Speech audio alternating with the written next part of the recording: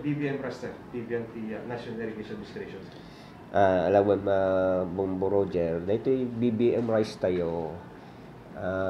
Adon tinalako tayo. Actually, dito mabatbatin kat mga estimate mi mga 10% lang nun dito may mabatbati.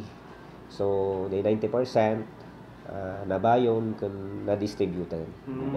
Hanga makaabot sir, ito rain season tayo sir? Ay, haanan sir. Hanga makaabotin ta. Actually, no, paabutan tayo ngamin iti John, baak ura yung medyo bagas. So, kaya tayo kot by end of maybe April, may dispose tayo mat amin ng tapno, medyo quality na napintas pa ilaan. Actually, mat kit de, tapno no hang alis to nga bumabadya quality na kat sakam lang agbayo no ada agpa-schedule. So, tapno no kabay-bayo mo lang medyo may ilako siya. So, ngambasitan Bombo Roger. Mano sir, ti patapatan nga patbatin sir?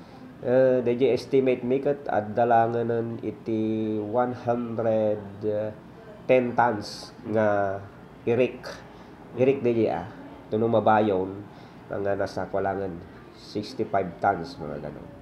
Okay. So after ka dito sir mo nibus BBM Raster, ano ti sumarunod daw? Ti hain sa gobyerno. When Bombo Roger. Dati nga BBM rice tayo, Farming Support Services Program tayo. I-claim niti other agencies like DA nga talaga nga mas isuda ti akin mandate. Ngayon dito yung National Irrigation Administration, babay dito liderato ni Administrator tayo, Engineer Eddie Gillian. No man no kaspagarigan mapan iti DA dayto yung programan at dalatamat iti BBM rice to nga ilako mutla during kadiwa ditoy nga gapo ditoy niya. So your uray milang manan dayjay implementing guidelines dayjay final nga guidelines tapno isumanan ti suruton mi kada dayjay sumaron nga Farming Support Services Program iti niya. So to niya not DA sir? When adanto adalatam separate nga bagi iti niya nga BBM rice no ma-finalize dito sumarsaro nga program. So through NIA then to local farmers jetting agkatan sir? Yung remi pa guidelines Bombo Roger ta nariga kami nga on namin dayjay guidelines no anan to jay bumaba isuntot i suruton mi Bombo Roger. At the exact date sir nga